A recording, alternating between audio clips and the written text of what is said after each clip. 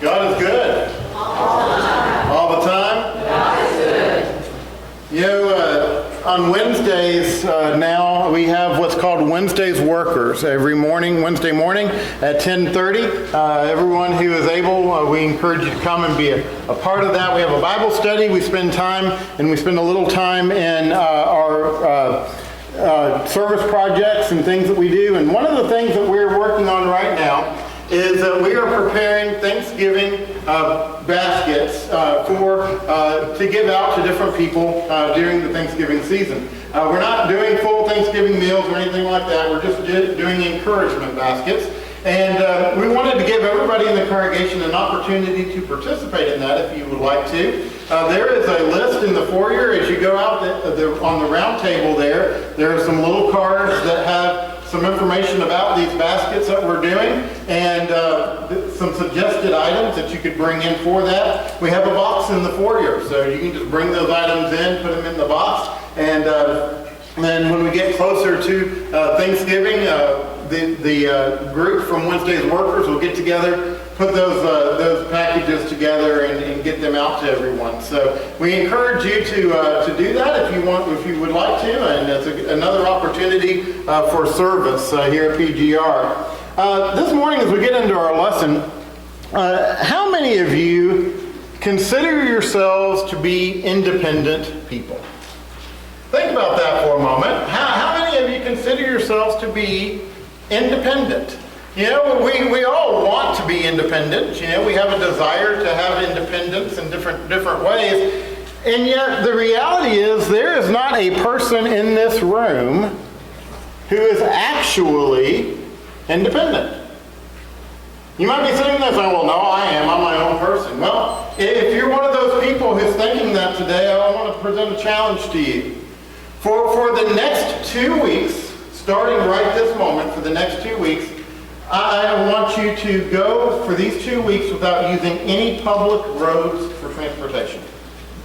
Starting this moment, you got to figure out how to get home without getting out on these roads, because otherwise you're dependent on our transportation system here in this country. I want you to go, starting today, 2 weeks without purchasing any food. Any food from grocery stores, roadside stands, restaurants. 2 weeks without purchasing any food, because if you do purchase food, then you are dependent upon our food systems in this country. And then I want you to go 2 weeks without using any store-bought hygiene products. You know, shampoo, deodorant, on second thought, no, don't do that. Let's just stick with the first two. But do you see the point? We are all dependent on different things in our lives. Every one of us has dependencies in our lives, and yet most of us live with this yearning desire for independence. It starts at a very young age. It starts actually as infants, who they want to be able to get from point A to point B on their own. And so they work and work to start crawling so that they can be independent, and then they start walking because they want independence. A little later on in their lives, they have this desire to be able to go somewhere without mom and dad because they want that independence. And then when they get about 13, 14, 15 years old, a lot of them want to what? Drive.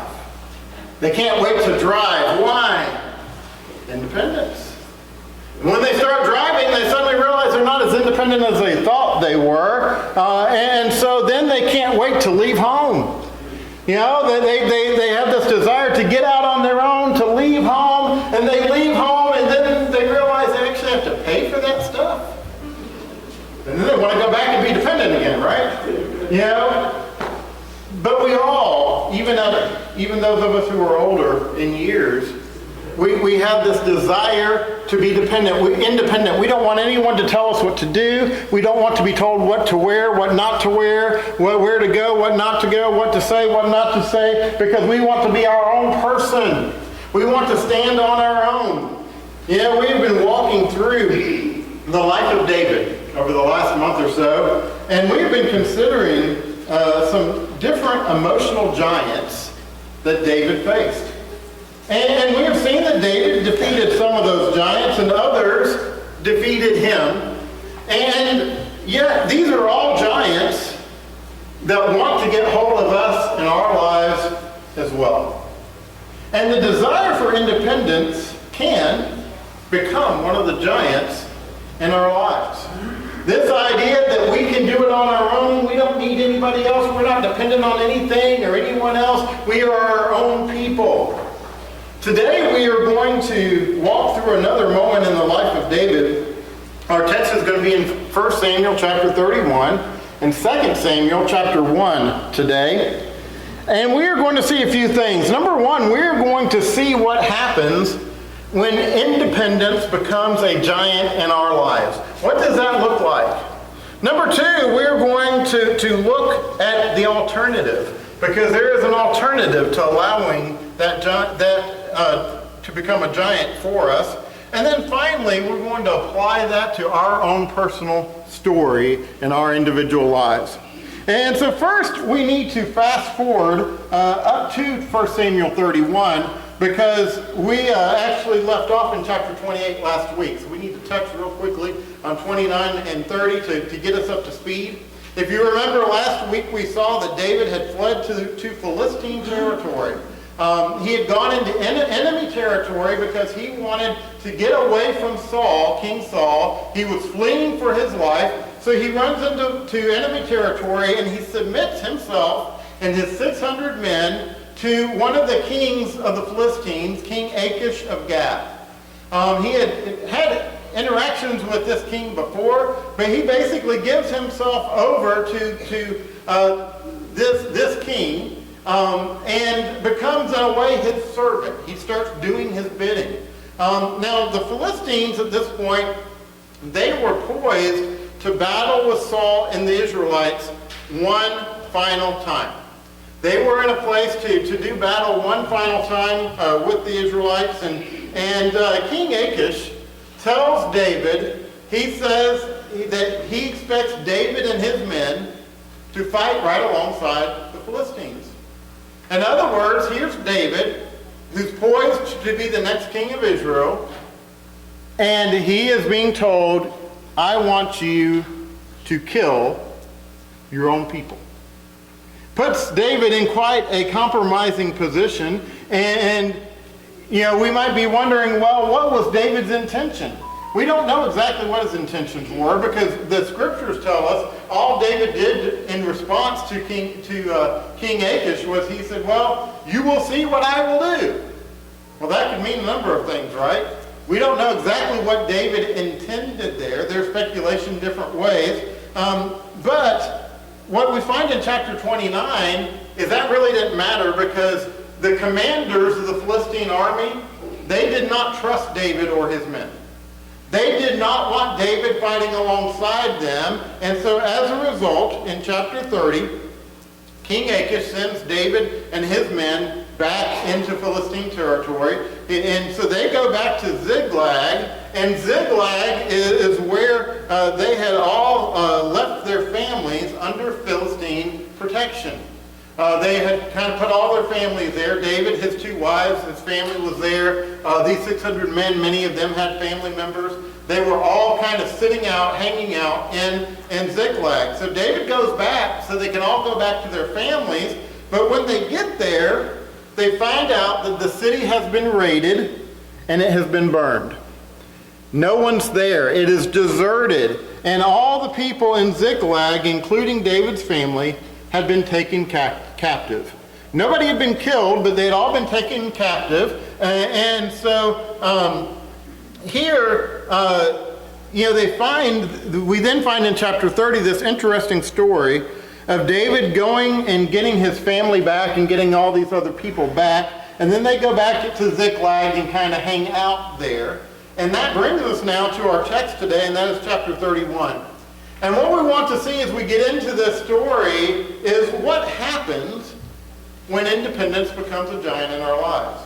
Now, there is a difference between having desires for independence and allowing those desires to take over our lives and lead us on a path away from God.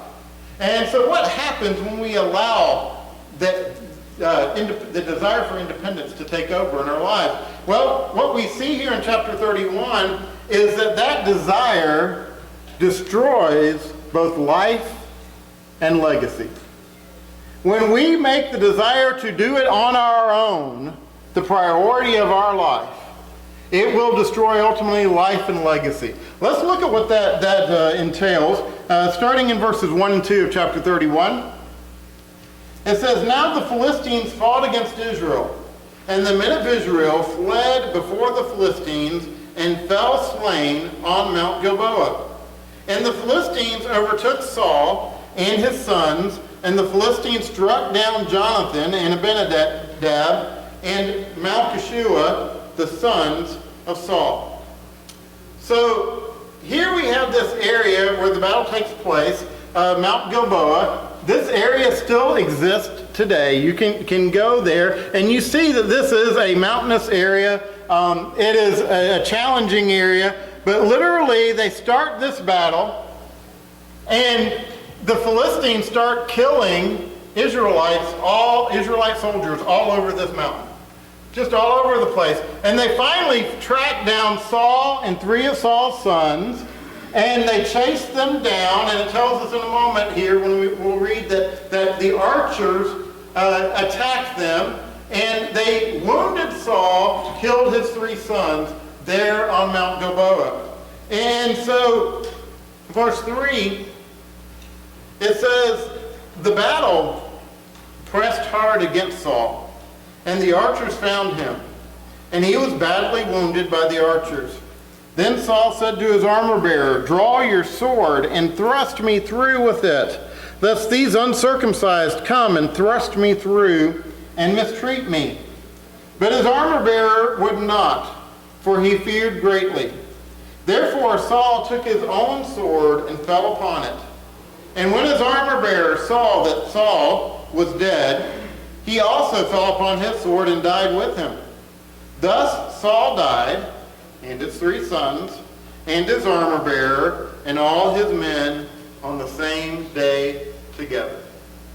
So picture this situation. Here you have King Saul. He was the king of Israel. He was the first king of Israel, anointed by God to lead God's people. And he started off well, he started off strong, but it did not last long because he had a desire to be his own person. He had a desire to do his own thing. And Saul thought he knew better than anyone else. And so Saul claimed his independence, and he started to lead his nation on his own, independent of God. And that led him down a path that led him all the way to Mount Gilboa and to the loss of not only his life, but to the loss of his sons. And so here, Saul and his sons are literally hunted down like animals and killed.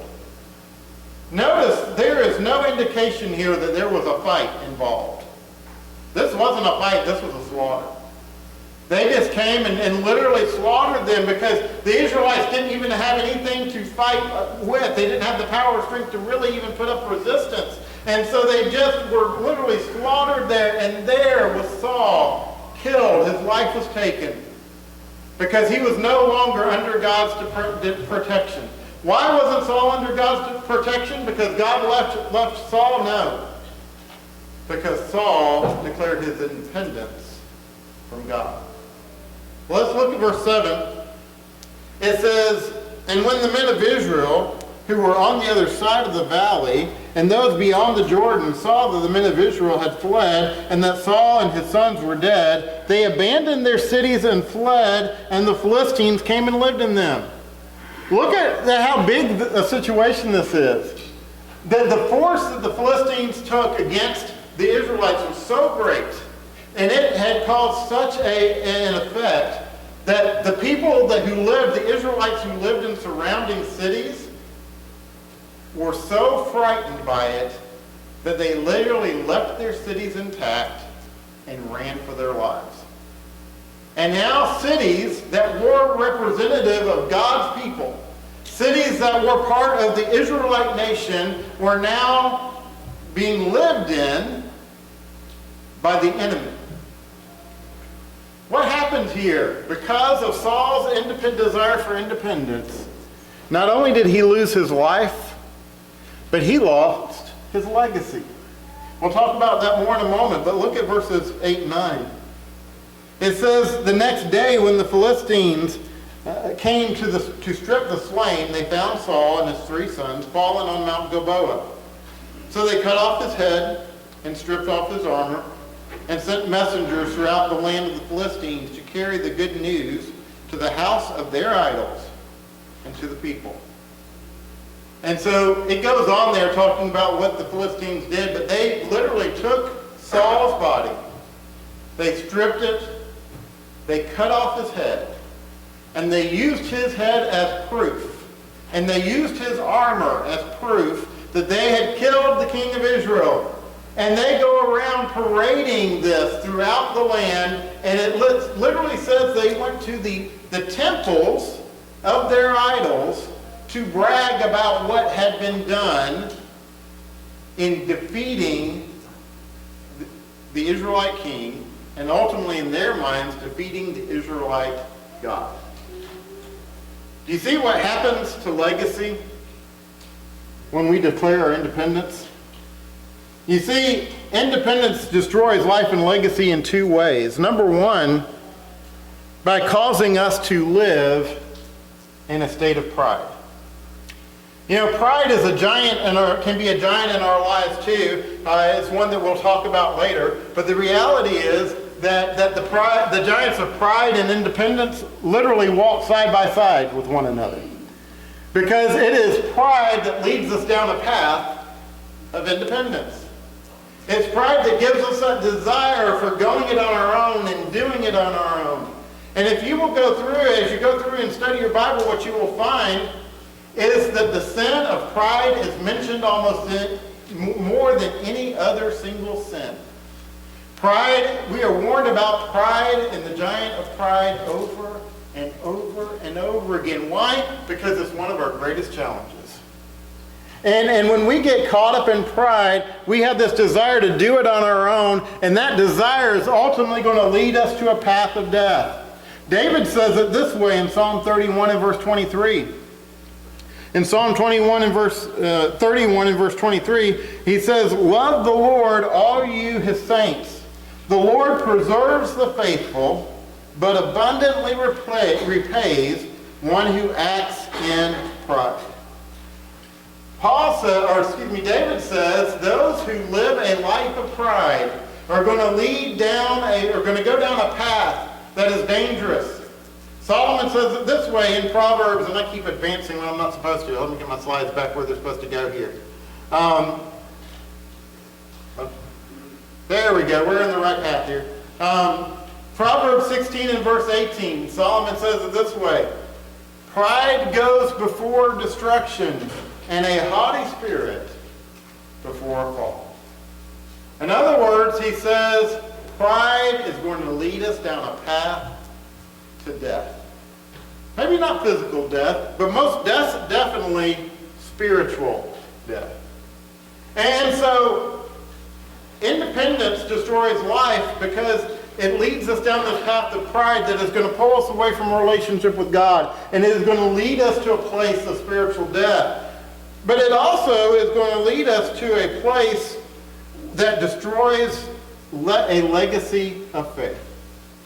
You know, when we go through Scripture and we hear names like David, and while David made some mistakes in his life, David did some things that were definitely sinful, that's typically not what we think of when we hear the name of David. What do we think of? We think of a man after God's own heart. We think about David killing the giant because of his faith in God. You see, we think about this legacy that David left, a legacy of faith.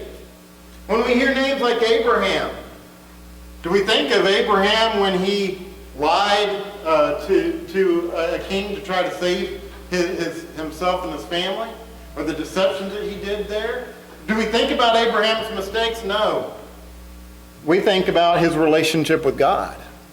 We think about his displays of faith. For example, when he showed that he was willing to offer his son Isaac as a sacrifice just because God told him to. You see, we think of Abraham's legacy of faith.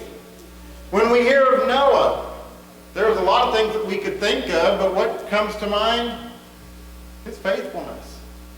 The fact that he built an ark because God said there's going to be a flood, and you need to. The man had never seen rain, didn't even know what it looked like, and yet God said build an ark, so he did.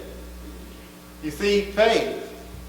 He left a legacy of faith. But when we think of Saul, do we think of Saul's faithfulness? No. We think of Saul and the giants that he faced that he allowed to defeat him. You see, Saul destroyed his legacy of faith. It's gone.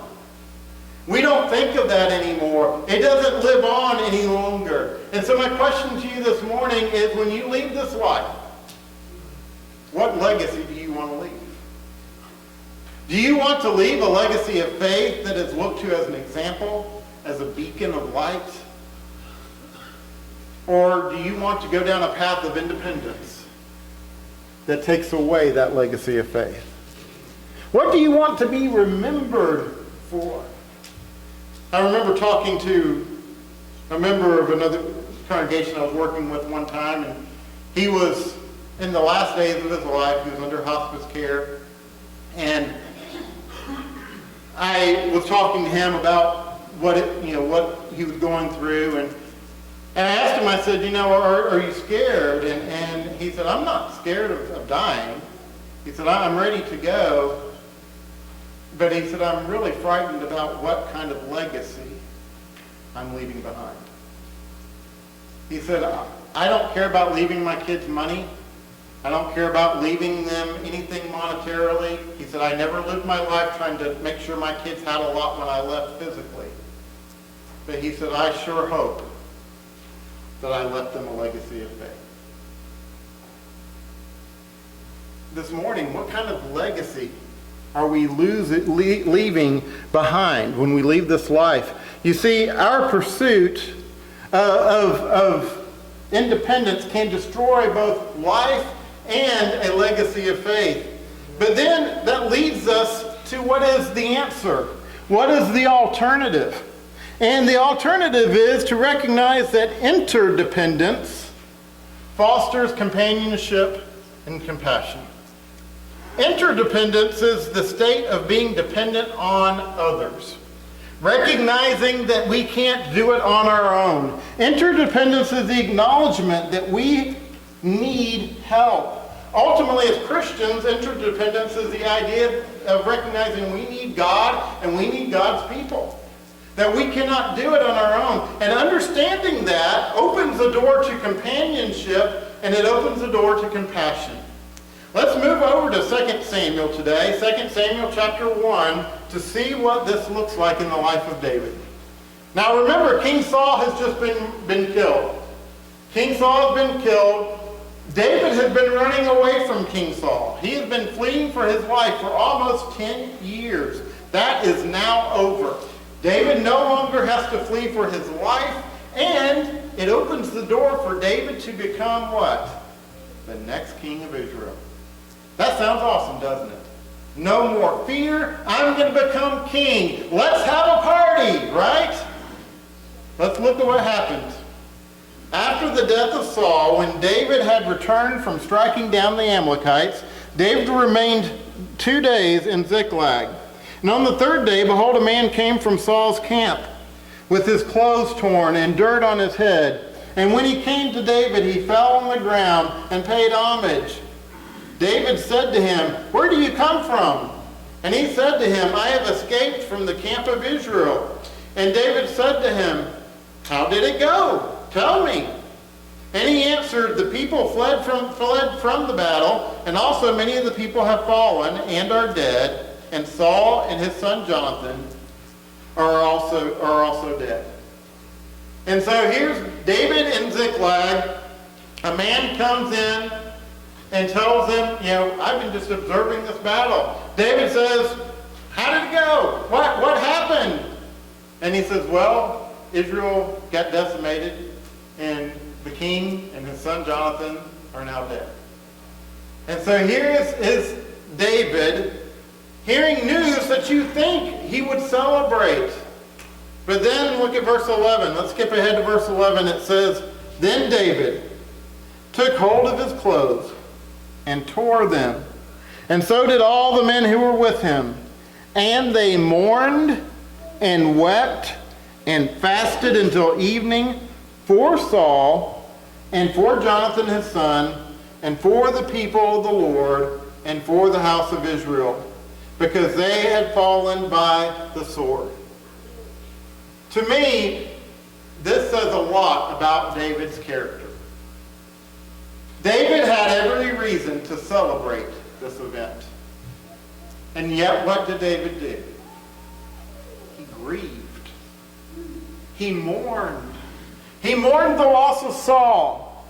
He mourned the loss of Jonathan. Now, Jonathan was his dear, dear friend, and so that would make sense. But Saul, he mourned Saul's death as well. He grieved that loss.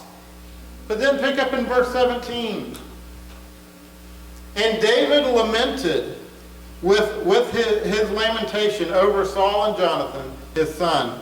And he said, it should be taught to the people of Judah. Behold, it is written in the book of Jasher, he said, your glory, O Israel, is slain on your high places, and the mighty how the mighty have fallen. Now he goes on there, but I want you to see what's happening here. David mourns, and then David writes this lament, this psalm in essence. And he says, this needs to be proclaimed everywhere, continually, so that the people of Israel will never forget. And notice these words. He says, how the mighty have fallen. David has the type of character that he was able to acknowledge that Saul was a mighty man. He was able to acknowledge the goodness that was in Saul, even with all of Saul's problems and all of Saul's challenges. You see, Saul was anointed by God to be king, and David did not take that lightly. So notice now what David does. Let's recap what he does here. Number one, he looks beyond Saul's faults in order to mourn his loss. But notice that David did not mourn alone. David was the type of leader that as David mourned, all of these soldiers mourned with him. You see, they all mourned because of the loss of their king. That is companionship. They mourned together. They came together and they mourned because, why? They recognized they were dependent upon God. They were dependent on one another. And so they come together here to mourn this situation. Because not only had Saul been killed here, but what had happened to the nation of Israel? The nation of Israel had been badly wounded. This was God's nation. And so they came together in companionship, in compassion. But he also is mourning the loss of his best friend, Jonathan. And so they come together to mourn his loss. But then if you read through this lament, what you find is that David is looking to God for strength. David's not trying to go this alone. He's not trying to do it on his own. He recognizes he can't. And so he turns to God. What happens when we move away from independence and move toward interdependence in our life? It fosters compassion and relationship. So how does that apply to our story today? How does this fit into our story? Well, three things we want to consider this morning very briefly. And first is simply this question. Are you special enough to live life alone? Are you so special that you can do it on your own? Everybody else needs somebody, but I don't need anybody. I'm my own person. I can take care of myself. I can handle it on my own. I can do it. Are you really that special? You know, in Genesis chapter 2 and verse 18, Genesis 2 and verse 18, we have the account of creation. And it says, then the Lord God said, it is not good that man should be alone. I will make a helper fit for him. So God created everything on this earth. He created animals to live on this earth. He created mankind. He created Adam. And then he recognizes Adam is there all alone. He has animals, but animals are not going to walk with him. The animals aren't going to really give companionship. He says it's not good for man to be alone, so he creates Eve, he creates woman. Yes, number one, he creates an immediate companion for Adam, but he does something else here. He creates the ability to procreate this earth so that man will never be alone. So that we always have companionship. So that we always have relationship. You see, if there had been no Eve, there would be no us. It is only because God created both man and woman that there is relationship here on this earth. He did not create us to go it alone. He created us to do it together. In Romans 12 and verse 3, the Apostle Paul says it this way, for by the grace given to me, I say to everyone among you, not to think of himself more highly than he ought to think, but to think with sober judgment, each according to the measure of faith that God has assigned. Now he goes on to talk about the individual gifts that we're given, but notice here he says, don't get so caught up in yourself that you think that you're all that. Recognize that we need each other, and you can't do it all. You cannot do it all on your own. You are not your own person. And you know, as we work through the work of the church, we have to recognize that our talents and our abilities change over time. There are things that I used to be able to do that I might not be able to do any longer. There are new talents that I might form over time. As I get older, I might take on new abilities that I didn't have time to take on in the past, and now I can. Things change. I remember years ago, my grandmother had taught Bible classes, children's Bible classes, until she was well into her 80s. And she finally reached a point where she recognized she just could not do that any longer. So she stopped serving the Lord at that point. She just quit. She stayed in her house, locked herself up, didn't do anything? No. She just started doing different things. She recognized that she didn't have the ability to teach anymore. She had lost her patience to do it. Emotionally, she just couldn't handle it. And so she stepped aside from that, but she took on new areas of ministry, new areas of work. Why? Because we need one another, and we need everybody to be involved, everyone to do their part, because none of us can do it on our own. Interdependence. Do you really think you're special enough to handle it all by yourself? But here's the second question. Can you set aside personal offenses for the greater good? Remember, David had been offended by Saul like no other. David hadn't done anything against Saul, and yet Saul was trying to kill him over and over and over again, chasing him all over the country. David, for almost 10 years, was having to hide out in caves and to constantly be on the run, all because of Saul. Saul, if anybody had offended anyone, Saul offended David. And David could have held that against Saul. He had at least 2 opportunities that we know of to kill Saul, to take his life, and yet he did not do it. He had the moment after Saul's death to say, hey, let's celebrate, Saul's dead, and yet he did not do it. Why? Because David recognized there's something greater than being offended by a person. There's something bigger than that. And David says, I'm not going to be so petty as to get caught up in the offense of what one person does to me.